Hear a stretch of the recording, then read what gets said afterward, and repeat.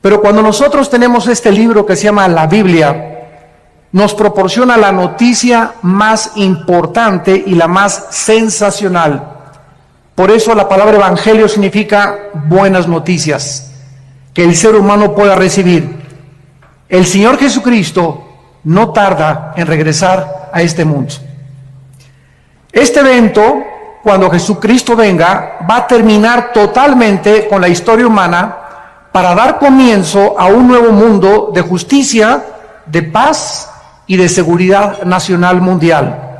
Ninguna fuerza en el universo va a poder detener este acontecimiento maravilloso. Es interesante que nosotros sepamos que Dios tiene un tiempo para todo.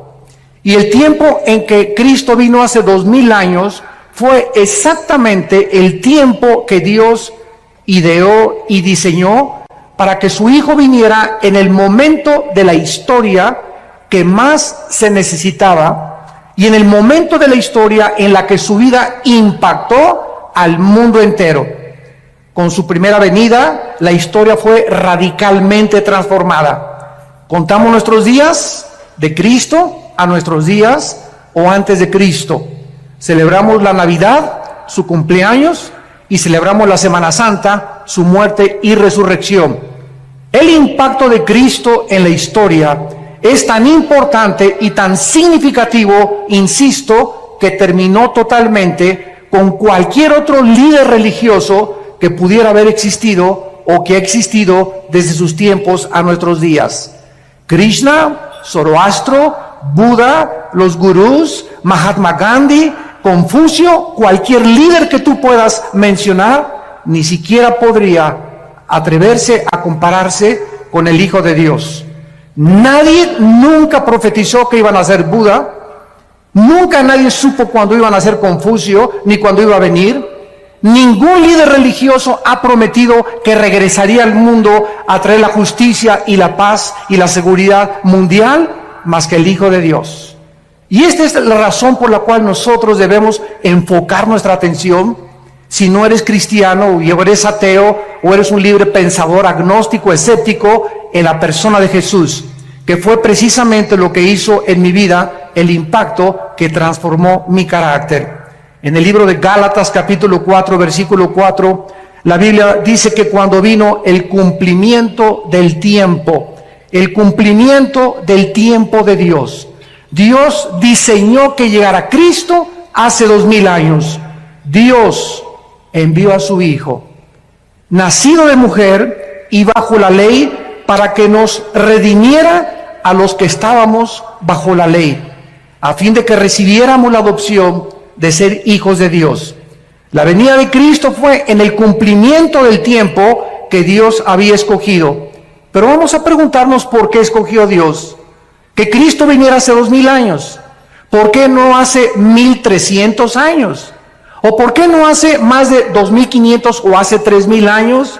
Y aquí es donde encontramos la sabiduría de Dios en la Biblia. En primer lugar, Dios escogió que viniera Cristo en su primera venida hace 2000 años porque el Imperio Romano comenzó a abrir por primera vez en la historia carreteras, caminos por todos lados en Europa. De ahí viene la famosa frase, todos los caminos llevan a Roma. El Imperio Romano abrió caminos, carreteras por donde marchaban sus ejércitos, y estos caminos pavimentaron el camino para que los discípulos de Cristo cumplieran la orden que Jesús les había dado. Vayan a todas las naciones y prediquen este evangelio y hagan discípulos de todos los seres humanos. Toda potestad me es dada en el cielo y en la tierra. No tengan miedo de los hombres. He aquí yo estoy con ustedes todos los días hasta el fin del mundo. Estos nuevos caminos proporcionaron a los discípulos de Cristo la ventaja de viajar por toda Europa, África, el Medio Oriente y poder llevar estas buenas noticias al mundo entero.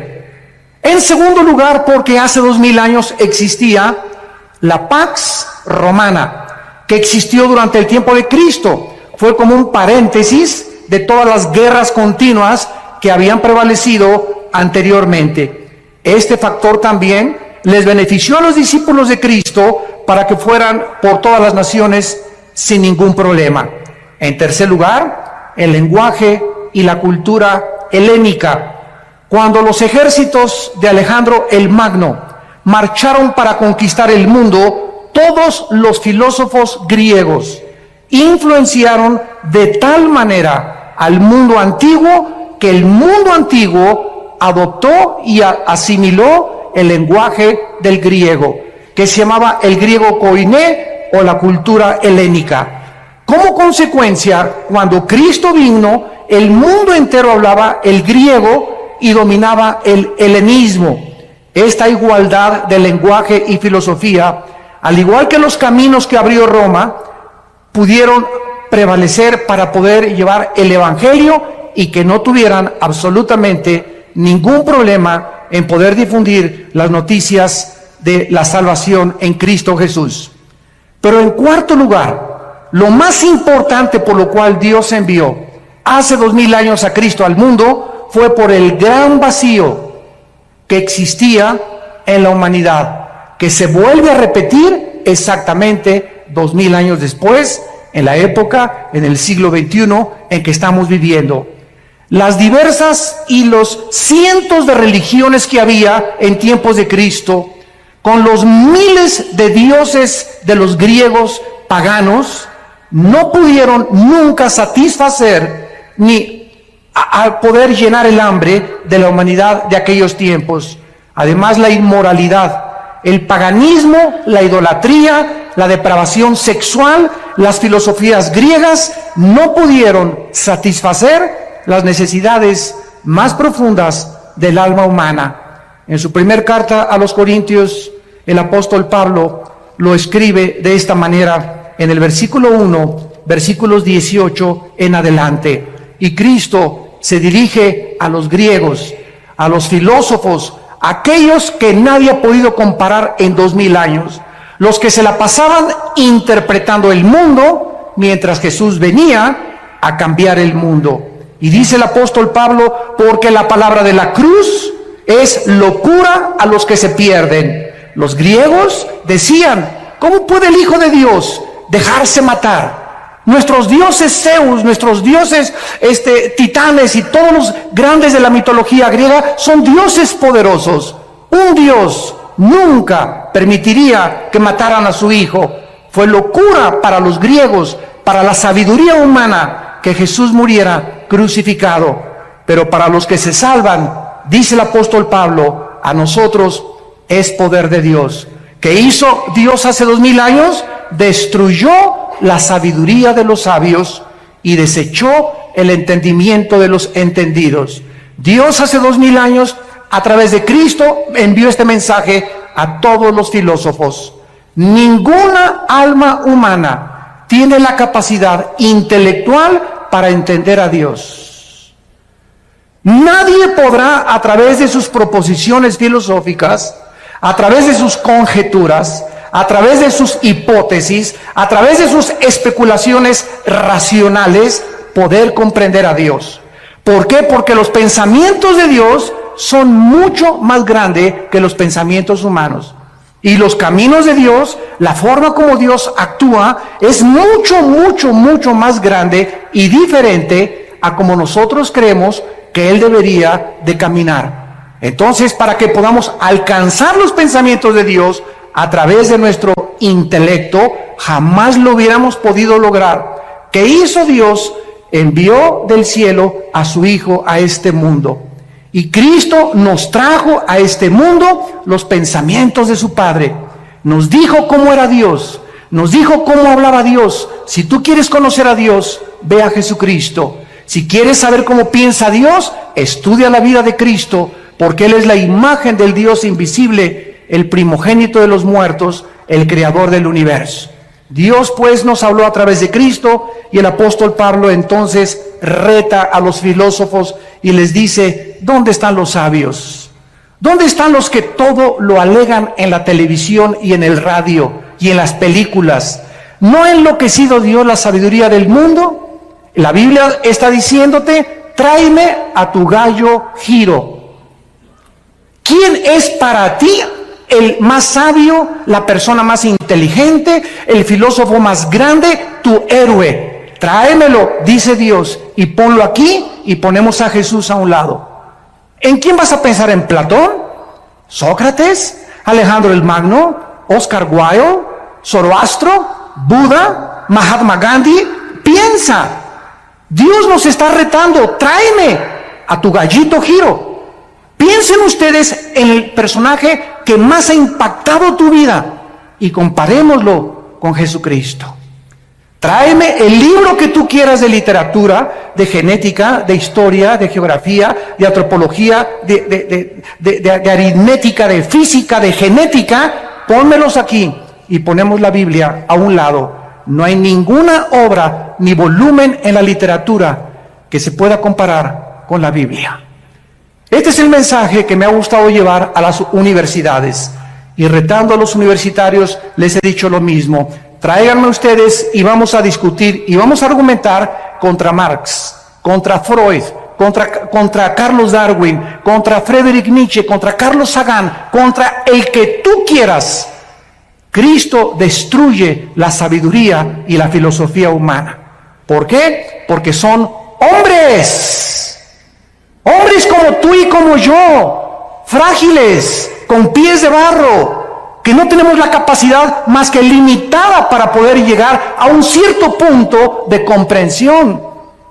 Y el mundo se ha pasado tratando de entender el mal, la existencia de la maldad, que es el problema número uno de la filosofía y de los teólogos en la humanidad. La humanidad vivía en las peores condiciones en aquel tiempo y entonces la Biblia dice, ya que en la sabiduría de Dios. El mundo no conoció a Dios mediante la sabiduría, ni de Platón, ni de los griegos, ni de Sócrates, ni de Carlos Marx, ni de ningún hombre puede darnos el conocimiento de Dios. Agradó a Dios salvar a los creyentes por la locura de la predicación. Dios escoge un mensaje que es locura al intelecto humano. Y el mensaje es este: cree en Jesucristo, lo que Él hizo en la cruz del Calvario, invítalo a tu vida como tu Salvador y Dios te perdona tus pecados, pasados, presentes y futuros. Recibes la eternidad en ese momento y en ese momento el intelecto humano comienza a luchar. No puede ser tan fácil.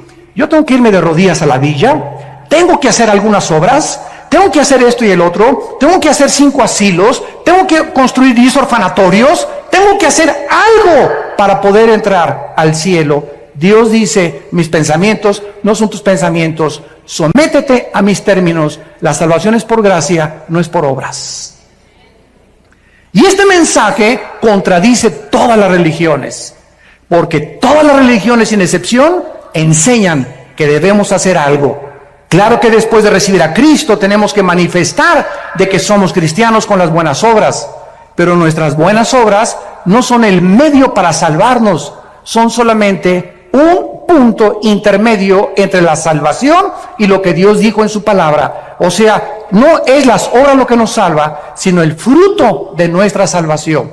No nos portamos bien para irnos al cielo, nos portamos bien porque tenemos a Cristo y lo tenemos que demostrar por la forma en que vivimos. Fue entonces, en este tiempo, que el Dios Todopoderoso, el Creador del universo, envió a su Hijo al mundo, se vistió de carne, de hueso y de sangre y nos trae este mensaje: de tal manera los ama mi Padre, de tal manera los ama Dios, que me ha enviado a mí al mundo a morir en una cruz por ustedes, para que cualquiera de ustedes que me escuche en este momento no se pierda, mas tenga la vida eterna. Mas Dios mi Padre muestra su amor a ustedes en que siendo pecadores yo voy a morir en tu lugar y en mi lugar en una cruz, para que toda la gloria de la salvación tuya y mi salvación no sea para ti, para que nadie llegue al cielo y le diga: Pedro, dame chance de entrar, por favor. Y Pedro te contesta: ¿y por qué te voy a dar chance de entrar? Es que hice 10 orfanatorios, 5 asilos, me fui a la villa de rodillas, fui una buena persona, fui fiel, etcétera, etcétera, y te va a dar una patada, Pedro, y te va a aventar hacia abajo. Porque nadie va a entrar al cielo por sus buenas obras, sino por la sangre derramada en una cruz.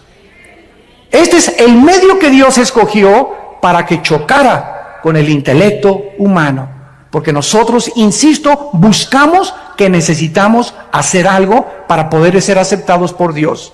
Las buenas noticias es que Dios ya lo hizo todo en una cruz. Y solo a ti y a mí nos corresponde creer y aceptar lo que Dios hizo en nuestro lugar en la cruz de Cristo.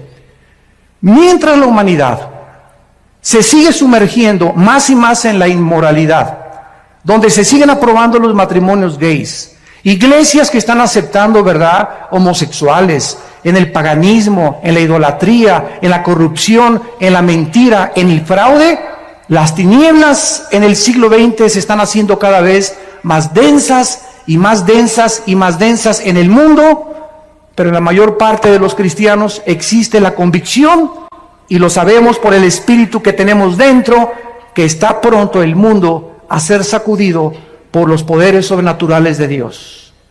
Dios ha comenzado en primer lugar a permitir que los climas cambien. Ya no hay primavera, verano, otoño o invierno.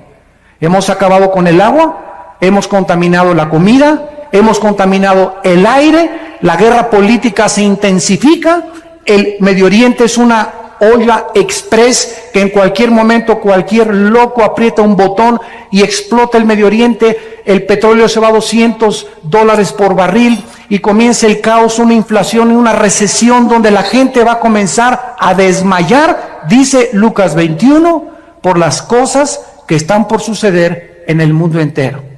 Y en medio de estas tinieblas y de esta confusión existe la voz de aquel que dijo: mi paz les dejo, mi paz les doy. No tengan miedo. Mientras el mundo esté confundido, ustedes saben que yo soy el buen pastor, que di mi vida por ustedes y que nunca, nunca, nunca nada les va a faltar. Para nosotros el morir es ganancia. Lo peor que nos pudiera suceder es morir en un terremoto, en un tsunami, una erupción volcánica, un avionazo. De algo tenemos que morir. Y cuando muramos, seremos librados de este cuerpo corrupto y nuestra alma y nuestro espíritu será libre de esta prisión donde se encuentra actualmente y temporalmente, para estar en la presencia por todos los siglos de los siglos enfrente del Creador. Cristo en Mateo 24 explicó las señales antes de su venida. Porque vendrán muchos en mi nombre, versículo 5, diciendo: yo soy el Cristo, y a muchos engañarán. ¿Cuántas personas conoces hace 2000 años a nuestros días que han dicho: yo soy el Cristo? Gurús, David Koresh, Jim Jones, un tipo que anda ahorita en Miami diciendo que él es el anticristo y que él es Cristo, etcétera, etcétera. Los gurús de las filosofías orientales que te dicen: concéntrate en Chapultepec en posición de loto, budismo zen, en el tercer ojo que tenemos. El tercer ojo lo tienen, pero atrás no lo tienen adelante. Y concéntrate en Dios, y Dios está dentro de ti, y Dios está dentro de todos los seres humanos. ¿De dónde salió esta filosofía? Esta filosofía salió de los hombres, no de la Biblia. Y mientras todo esto sucede, y siguen levantándose hombres y mesías, y el mundo como un niño inmaduro sigue creyendo que un presidente o un gobernante va a sacar al país del problema, o un partido político, siguen los seres humanos poniendo su esperanza en los seres humanos y no en Dios. Y la Biblia dice: maldito el que confía en el hombre y pone por carne su brazo. Bendito aquel que confía en Dios, porque será como árbol plantado junto a corrientes de agua, que da su fruto a su tiempo y su hoja no cae, y todo lo que haga prosperará. Nuestra confianza está en Dios. Nuestra confianza y esperanza no está en ningún político, en ningún partido, en ningún sistema político, ni socialista, ni comunista, ni democrático. Ningún sistema es perfecto, ningún estadista es perfecto, solo Jesucristo fue perfecto. Así que si tú tienes tu confianza en Dios y en Jesucristo, podrás mantenerte en un fundamento inconmovible, que es la roca, que es Jesús. Mateo 24 dice Jesucristo: van a oír de guerras y rumores de guerras. Miren que no se turben, porque es necesario que esto acontezca, pero aún no es el fin. 1914, Primera Guerra Mundial de la historia. 1939, Segunda Guerra Mundial de la historia.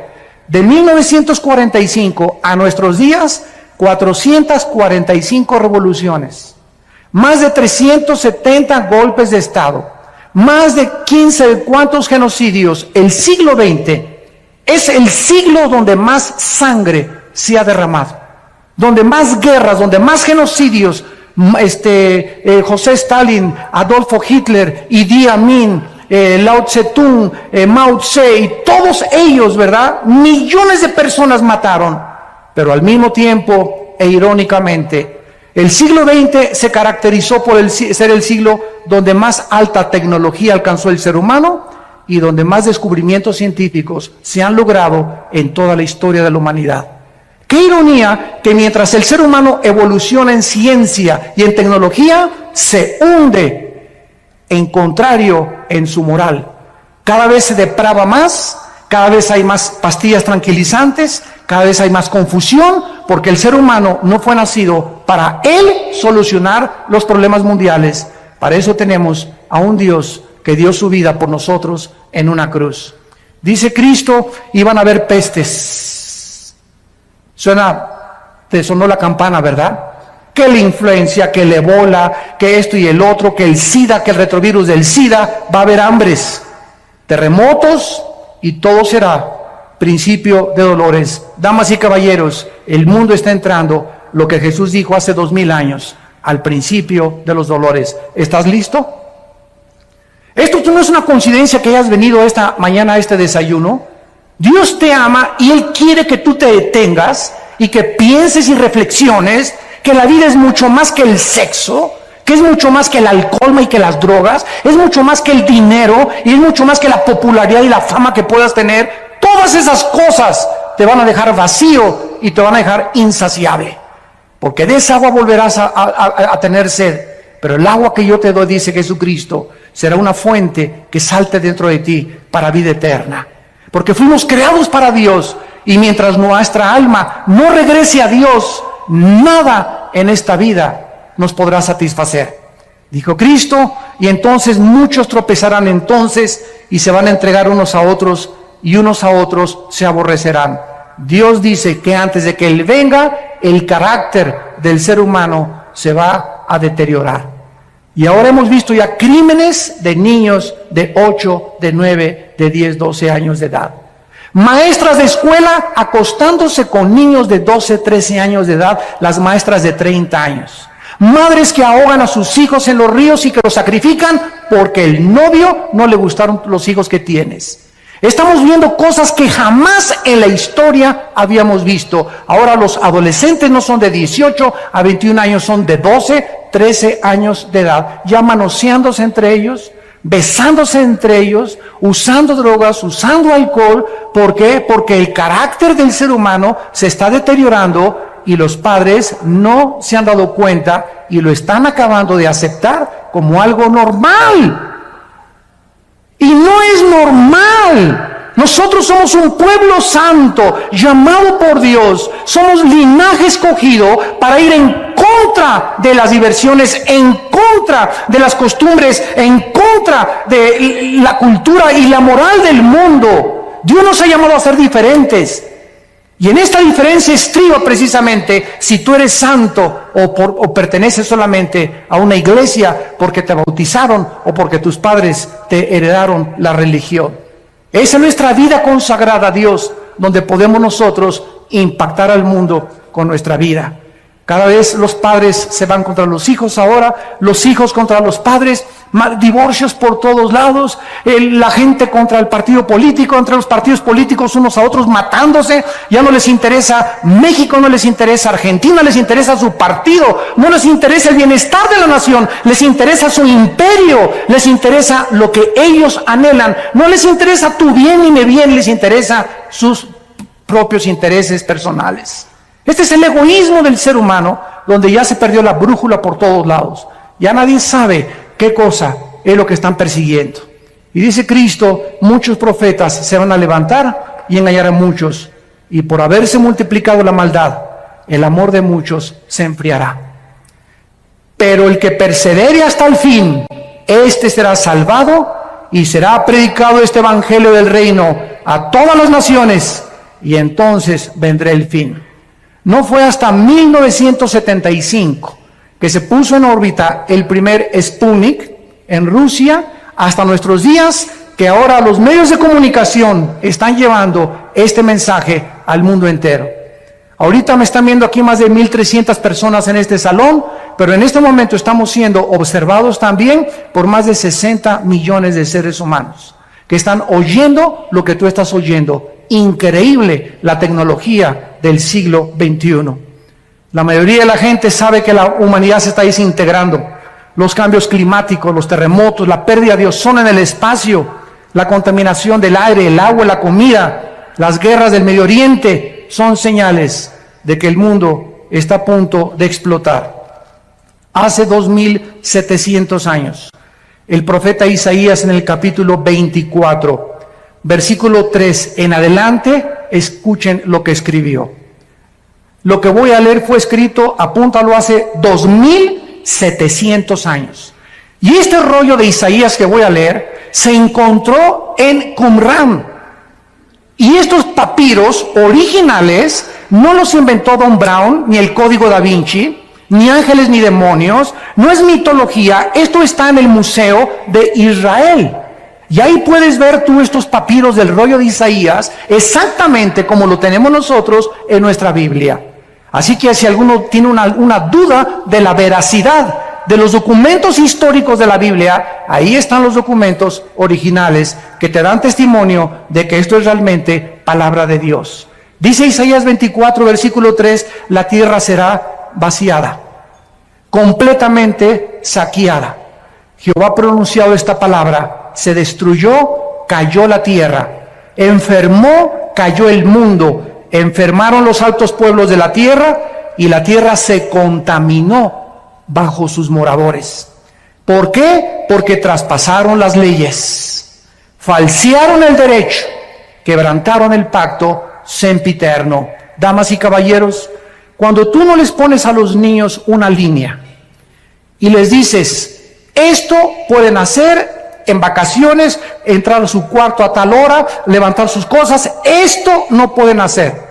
No puedes salir de tu cuarto después de las 9 de la noche, no puedes hacer estas cosas. Si no ponemos una línea de demarcación a nuestros jóvenes, a nuestros niños, y si el gobierno no tuviera parámetros como los altos y los semáforos que te dice la luz amarilla, párate, porque si te pasas no sos responsable de un accidente, entonces el mundo sería una anarquía total. Dios ha establecido líneas morales. La moralidad no la puede legislar un gobierno, porque hay gobiernos que permiten las drogas, que quieren legislar las drogas, hay otros que permiten la homosexualidad, así que el gobierno no puede tener la moral absoluta. Solo Dios, nuestro Creador, nos puede decir, estas son las líneas de demarcación. Y Dios en la Biblia ha establecido que el matrimonio sea entre un hombre y una mujer. No entre Pepe ni Pancho, ni entre Lupita ni Carmelita. Dios le trajo una mujer a Adán para que los dos pudieran interrelacionarse con órganos reproductores sexuales diferentes, para que pudiéramos ser colaboradores con Dios entre seres humanos. ¿Qué ha dicho el hombre? Dice la Biblia, traspasaron las leyes. A mí no me importa lo que dice, a mí me importa ser feliz y no me importa lo que la cultura ni lo que la moral diga. Y los gobiernos, como son democráticos, ante la presión de los homosexuales y de los grupos degenerados, el gobierno no tiene más que legislar y decir, para poder comprar votos, pues vamos a legislar la inmoralidad y la homosexualidad. Hemos llegado al punto donde hemos falseado el derecho, hemos quebrantado el pacto con Dios. Nos estamos, escúchenme muy bien, la humanidad nos estamos convirtiendo en animales. En animales. Donde te matan, donde te secuestran, donde creen que el otro día vi un anuncio que decía, no a la pena de muerte porque nos convierte en asesinos. El partido que escribió eso no tiene el mínimo conocimiento de lo que significa la retribución y no la venganza. Cuando un gobierno ejecuta la pena de muerte, no está asesinando, porque Dios le dio la prerrogativa al gobierno de ejercer la pena capital, porque de acuerdo a Dios, escúchenme, señores políticos, de acuerdo a Dios hay seres humanos que han perdido el derecho de seguir vivos, que se han convertido en animales y que son lobos rapaces buscando a tus hijos para secuestrarlos, destruir tu familia, destruir la sociedad, causar temor, y esas personas, de acuerdo a Dios, han perdido el derecho de vivir. Porque es preferible que uno muera y que no secuestren a 50 y que paguen por uno solo. Esta es la filosofía y el pensamiento de Dios, no es el de nosotros. Pero nosotros entramos en una misericordia falsa. Ay, no, pobrecito. Todos los que han agarrado han dicho, prefiero que me maten a estar 75 años en la cárcel. ¿Qué cosa es lo que está sucediendo? Estamos perdiendo la brújula, donde ya nadie sabe si es bueno, si es malo, qué es mejor o qué no es mejor. ¿Por qué? Porque no son guiados por la Biblia, sino por los razonamientos y las filosofías de los seres humanos. El ser humano, dice la Biblia, va a llegar al nivel de los animales. Y dice Dios, por esta causa la maldición consumió la tierra. Sus moradores fueron asolados. ¿Será quebrantada la tierra? ¿Será removida como un borracho? ¿Se agravará sobre ella su pecado? Y nunca más se levantará, porque Jehová, el Dios del cielo, lo ha determinado. En todas estas cosas, la humanidad que se encuentra en un túnel donde nadie sabe dónde está la luz, dónde está la salida. Vamos a consultarle a los de la nueva era, vamos a consultarles a los gurús, vamos a consultarles a los ateos, vamos a consultarles a los adivinos, a la bola de cristal. Y Jesús dijo, yo soy el camino, la verdad y la vida. Hay un solo camino, damas y caballeros, que es Jesucristo. Dijo Jesús, yo soy la resurrección y la vida. Y quiero decirte que si tú en esta mañana vives, es precisamente porque yo quiero que tú vengas a morar conmigo eternamente en la casa de mi Padre. ¿Por qué Cristo va a regresar? Número uno, porque la creación lo espera impacientemente. La creación ha sido contaminada con huracanes, tornados, lluvias, tormentas, erupciones volcánicas. ¿Por qué? ¿Ha existido esto siempre en la humanidad? Así es, desde que el primer hombre pecó en el huerto del Edén.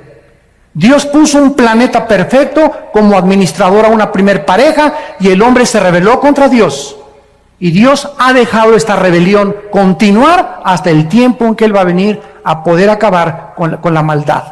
Y durante toda esta época de la historia ha entrado el proceso que la física llama la entropía, donde todo se descompone, todo se echa a perder, nuestras células comienzan a desgastar, todo se oxida. Esta es la ley de la entropía o de la corrupción de acuerdo a la teología bíblica. Y Dios dice que cuando Él venga, restaurará totalmente la creación. Miren lo que dice en Isaías 11, versículo 6, que pasará con el mundo ecológicamente cuando Cristo regrese. Morará el lobo con el cordero, el leopardo con el cabrito se acostará, el becerro y el león, la bestia, andarán juntos, y un niño los pastoreará. La vaca y la osa pasarán, sus crías se echarán juntas, y el león como el buey comerá paja. ¿Qué dice la Biblia? Que los leones antes no eran feroces. Dios no creó a los leones feroces, Dios no le puso veneno a los alacranes, ni a la viuda negra, Dios no le puso la ferocidad a las bestias de la selva. Dios no es el autor de lo que tenemos a nuestro alrededor, somos nosotros. Cuando nosotros pecamos, inmediatamente se contaminó todo lo que estaba a nuestro alrededor. ¿Por qué? Porque el ser humano alejado de Dios no tenía el derecho de vivir en un mundo perfecto. El momento en que nosotros nos rebelamos contra Dios, me contamino a mí mismo, me comienzo a autodestruir, comienzo a destruir a mi esposa, comienzo a destruir a mis hijos, comienzo a lastimar a toda la gente a mi alrededor, porque el pecado es contagioso. Y si no entendemos esto, ¿por qué la Biblia aparta el pecado de la santidad? Nunca vamos a comprender la mente de Dios. Cuando tú pecas, estás escogiendo sufrir. Cada vez que tú pecas, vas a sufrir. Y vas a sufrir más allá de lo que tú creías que ibas a sufrir. El precio que vas a pagar va a ser más caro que el que pensabas que ibas a pagar. Y te irá peor de lo que pensaste que te iba a ir. El pecado trae consecuencias porque la paga del pecado es la muerte. Y Jesús dijo que Él venía a pagar por el pecado humano. En segundo lugar, Cristo va a regresar porque nosotros lo estamos esperando. La Biblia dice por todos lados en el Nuevo Testamento que estemos orando y diciéndole al Padre, envíanos al Señor. Dice Tito capítulo 2, versículo 11 en adelante, porque la gracia de Dios se ha manifestado para salvación a todos los hombres, enseñándonos que renunciando a la impiedad y a los deseos mundanos, vivamos en este mundo sobria, justa y piadosamente, aguardando la esperanza bienaventurada y la manifestación gloriosa de nuestro gran Dios y Salvador Jesucristo. ¿Por qué me porto bien? ¿Por qué le tengo que ser fiel a mi esposa? ¿Por qué no quiero robar? ¿Por qué no quiero transar? ¿Por qué no quiero defraudar? ¿Por qué no quiero ver pornografía? Simplemente porque el que tiene esta esperanza se purifica a sí mismo. Si tú realmente crees que Cristo va a venir, tu vida tiene una perspectiva diferente a cómo vas a vivir. Porque si viene hoy en la tarde o viene la próxima media hora o hoy en la noche, tú vas a ser presentado y yo también, y no habrá nunca otra oportunidad para recuperar el tiempo que pudimos haber vivido en santidad. Por eso, amados santos, estar firmes y constantes, sabiendo que la obra en el Señor no es en vano. La Biblia dice que nosotros le esperamos, y yo te pregunto, ¿y tú a quién estás esperando? ¿Cuál es tu propósito para vivir? ¿Qué significado estás esperando que te dé lo que alcanzas en tu vida? Pregúntale a la gente, ¿qué es lo que tú esperas de la vida? Ser famoso, ser modelo, ser artista, ser cantante, y después, ¿qué vas a hacer? ¿Qué no sabes que te puedes morir a los 35 años de edad? ¿A los 40 años de edad? ¿A los 50 años de edad? ¿Que tu carrera política puede ser frustrada por una embolia, por un ataque al corazón? ¿Que tu belleza puede ser extinguida mañana por un cáncer de piel o por cualquier problema que te pueda suceder? Nuestra vida está en un hilo. No nos hagamos ilusiones de poner nuestras perspectivas en este mundo. Está bien que queramos distinguirnos y todo, pero para la gloria de Dios, no para nuestros propios intereses. Si tu esperanza no está en Cristo, no eres más que una pobre criatura, desventurada, pobre, desnuda y triste delante de Dios. Porque lo que le da significado a nuestra vida es esperar a Cristo. En tercer lugar, Cristo tiene que venir porque la justicia lo demanda legalmente. Si Dios es justo y Dios ama la justicia, cuando Él venga, tiene que castigar el pecado. La paga del pecado es la muerte. ¿Cuántas personas conoces tú que se han muerto sin ir a la cárcel? ¿Cuántas personas hay en la cárcel que deben estar afuera? ¿Y cuántas personas hay afuera que deberían estar encerrados, pero por su influencia o por su dinero pueden salvarse del castigo judicial en este mundo? Escúchame, Dios algún día te va a pagar con todo lo que hiciste. No hay ninguno de nosotros que se le pueda escapar a Dios en el día del juicio, por cuanto Dios ha establecido un día en el cual juzgará al mundo con justicia, dando testimonio a los hombres con haber levantado a su Hijo de entre los muertos. En cuarto lugar, Cristo va a regresar para cumplir las profecías que Él dijo acerca de su venida. En el capítulo 14 de Juan, antes de morir, el día antes, Jesús les dijo a sus discípulos: no se turbe vuestro corazón, creen en Dios, creen también en mí. No permitas en estos meses y años que estamos viviendo que nada de las noticias, que el petróleo cayó, que el dólar cayó, que no hay trabajo, no permitan, dice Dios, que nada les robe su paz.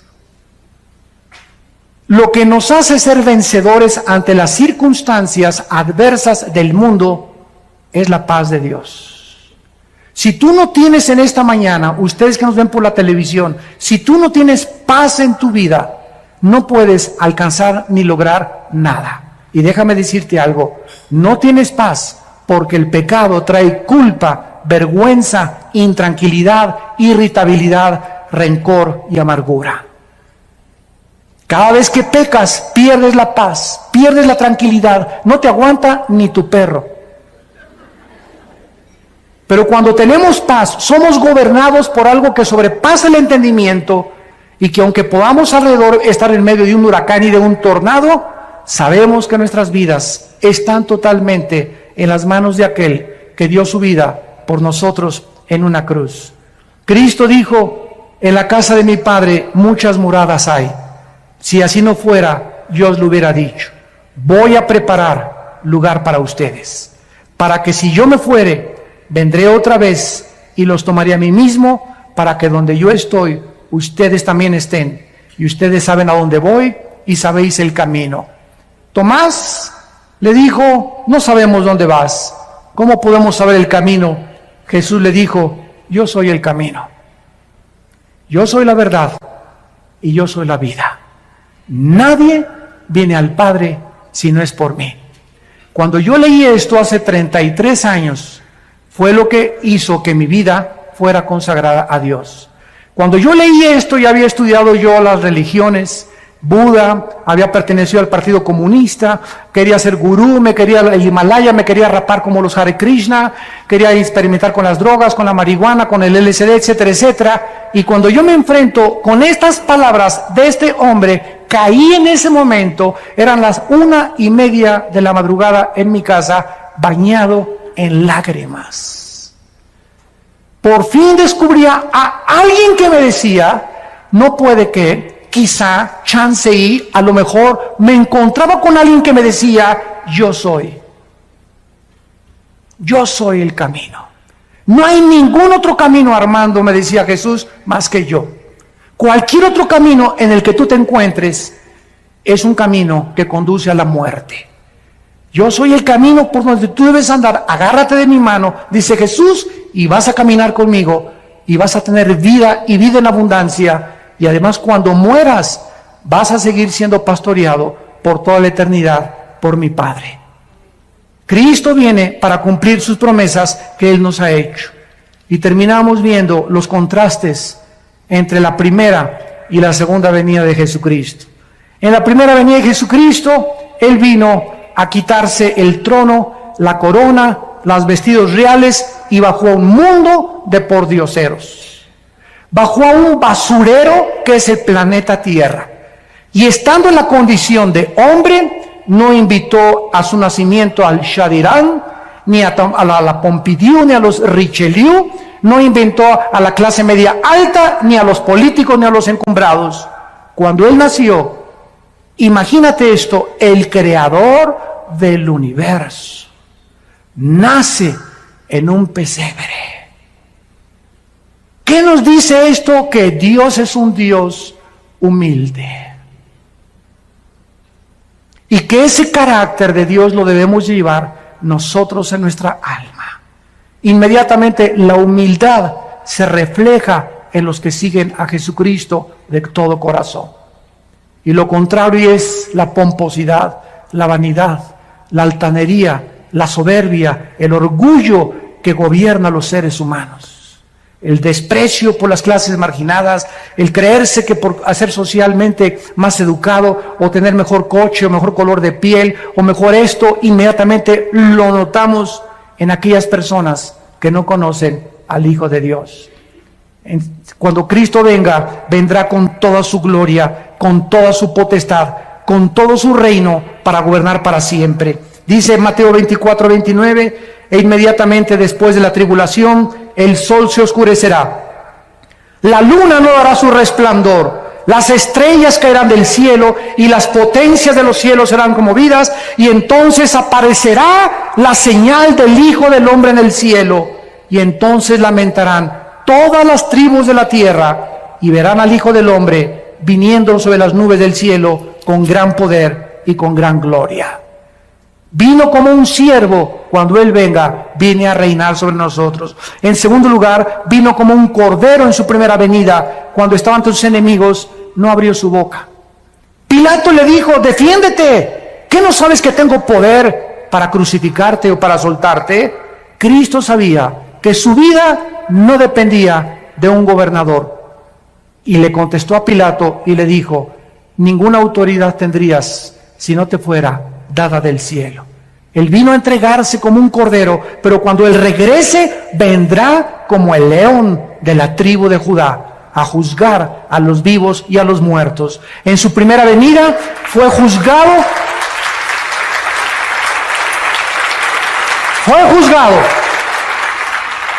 En su primera venida, con el juicio más injusto dentro de la misma jurisprudencia y de las leyes del derecho romano y del derecho griego y de todos los que han estudiado, es el juicio más injusto que un hombre ha padecido, el haber sido juzgado como lo fue Jesucristo.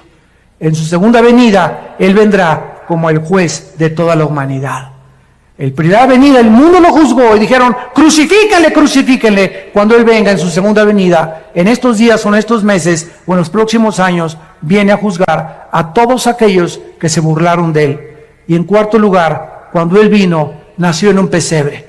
Creció como un humilde carpintero y entró a Jerusalén en un burrito. No como los centuriones romanos montados en caballos blancos y con una diadema de hojas de olivo. Él entró en un burrito a Jerusalén lleno de lágrimas, diciéndole al mundo: ustedes deben arrepentirse de sus pecados.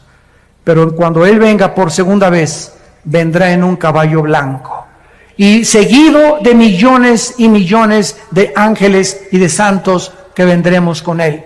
Y dice Apocalipsis 19: entonces vi el cielo abierto, versículo 11, y un caballo blanco, y el que lo montaba se llama Fiel y Verdadero, con justicia juzga y pelea. Sus ojos eran como llama de fuego, había en su cabeza muchas diademas, y tenía un nombre escrito que ninguno conocía sino Él mismo. Estaba vestido de una ropa teñida en sangre, y su nombre es el Verbo de Dios. Y los ejércitos celestiales, vestidos de lino finísimo, blanco y limpio, le seguían en caballos blancos. De su boca sale una espada aguda para herir a las naciones, y Él las regirá con vara de hierro. Y Él pisa el lagar del vino del furor de la ira del Dios Todopoderoso. Y en su vestidura y en su muslo tiene escrito este nombre: Rey de Reyes y Señor de Señores. Ven, Jesús, ven. Viene a triunfar, viene a traer justicia, viene por nosotros, viene a recompensarte. Y dice la Biblia finalmente en el capítulo 11 de Apocalipsis: y entonces los ancianos en el cielo se postraron y dijeron: Señor, te damos las gracias por el que eres y el que eras y que has de venir, porque has tomado tu poder y has reinado.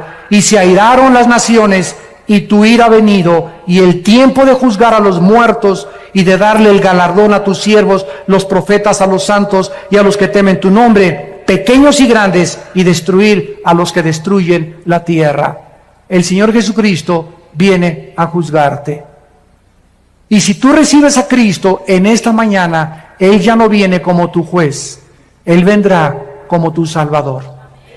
Él vendrá como tu Redentor. Vendrá por ti y por mí para llevarnos con Él, para que los siglos venideros, que solamente pasamos por esta tierra temporalmente, podamos reinar por toda la eternidad con aquel que dice: he aquí, yo soy el primero y yo soy el último. Yo soy el alfa y yo soy el omega. Vengo pronto con mi galardón para recompensar a cada uno según su obra. ¿No quisieran muchos de ustedes en este momento abrirle tu corazón y recibirle en tu alma como tu Señor y como tu Salvador? Les pido por unos instantes, los que gusten, que inclinen su cabeza. Y ahí desde tu lugar, con toda la sinceridad y la honestidad de tu vida, sabiendo que no eres Dios, que tienes un límite para vivir y que después de la muerte viene el juicio, en este momento que tienes la oportunidad, la lucidez mental y que tu corazón ha sido preparado por el Espíritu Santo, no cierres tu corazón contra Él. y dile en tu alma: Señor mío y Dios mío, te pido perdón por mis pecados. Creo que en la cruz pagaste por ellos con tu sangre preciosa. Creo que a los 3 días resucitaste de los muertos. Y por ello te pido, porque sé que estás vivo, que entres a mi vida en este instante como mi Señor y mi Salvador. Lávame con tu sangre preciosa de todas mis maldades pasadas. Dame el poder de aquí en adelante de vivir para ti. Que pueda yo vivir para los demás. Que pueda amar a la gente como tú la amaste. Que pueda interesarme más la vida de los demás que mi propia vida. Porque ahora sé que ahí se encuentra la verdadera felicidad, en vivir para los demás. Señor Jesús, gracias por morir por mí, y te pido que me des el poder de los pocos días o años que me quedan de vida, de vivirlos para ti, de anunciar este mensaje y darles estas noticias de que tú vienes pronto y que nos vienes a salvar, para que pueda yo verdaderamente